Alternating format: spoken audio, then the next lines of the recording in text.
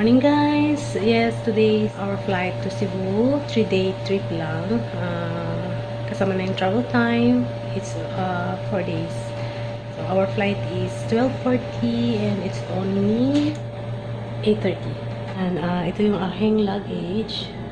Since mahaba-haba pa yung time namin, so share ko na lang what's inside my luggage. Ito yung laman niya. Ayan, naka-pouch yung aking mga maliliit na items. Ayan, ito lang yung laman ng aking kikay kit.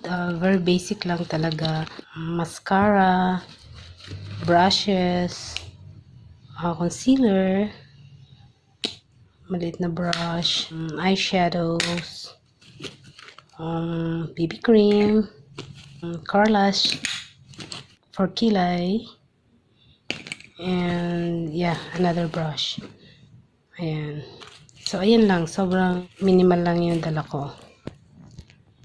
Ito lang siya. At dito naman nakaseparate naman yung aking skincare. Ayan, may cream, toner, emulsion, and serum.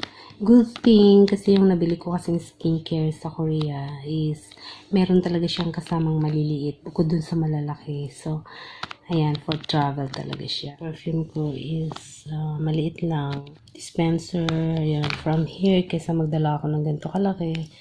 Ayan, naglagay na lang ako sa isang maliit para hindi masyadong bulky. And itong pouch na to is nabili ko to sa Miniso. Ayan, hindi ka na maghahalungkat. Kukuha ka na kasi transparent siya. Ayan, by the way guys, kung paano ko na-transfer yung perfumes dito. Ito na-open to. Then, ito meron akong cone sa Marc & Jacobs na Daisy na perfume. May kasama na siyang ganito. At saka lilit na dispenser. Pero hindi ito kasama. Ayan. Kaya madali siya. Madali ako makapaglipat. From here to here. Using this one. This is my another pouch para sa mga shampoos, conditioner. Kasi di ba meron tayong favorite na shampoo and conditioner na hiyang sa atin. So, talagang nagdadala ako. Kahit nag-hotel kami, nagdadala talaga ako. Ayan. Nilipat ko rin siya dito. This is my shampoo. This is my conditioner. Ayan. Ayan. Itong pouch na to is nandito na yung syempre, medicines, yung mga OTC lang na agad-agad kailangan mo. Then, toothbrush. Pwedeng maiwan yung aking nasal spray. And, nagdala din ako ng 3 mask. Deodorant. Transparent din yung aking pouch kasi minsan 'di ba ang hirap maghalughog. So at least ito nakikita mo na sa labas pa lang. Yan. Nakukuha mo na siya ng mabilisan.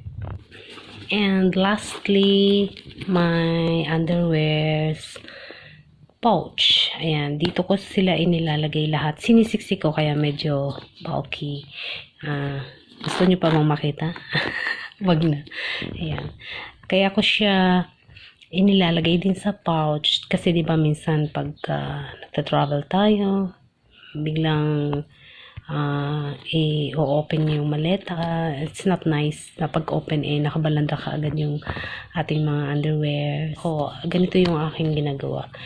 Kahit i-open yung maleta at ipa-open pa rin to in case lang for checking, hindi pa rin nakakahiya kasi nakatago. So, ayan. Ito, hindi ko na ipapakita kung ano yung mga dala kong damit. Ayun, mga naka-plastic na yun is extra sandals. Nagdala lang ako ng isa.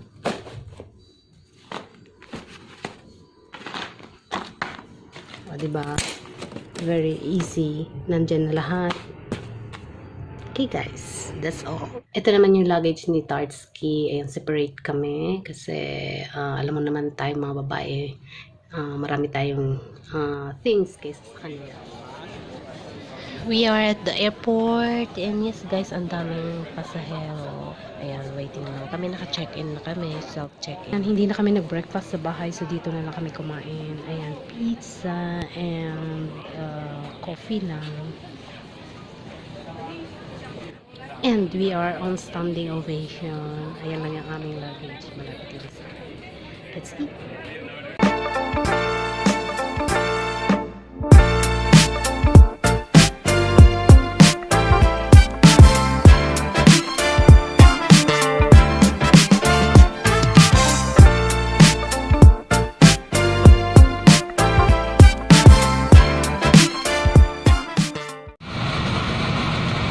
Good afternoon, ladies and gentlemen. Welcome aboard Air Asia Flight D273 bound for Mactan, Cebu.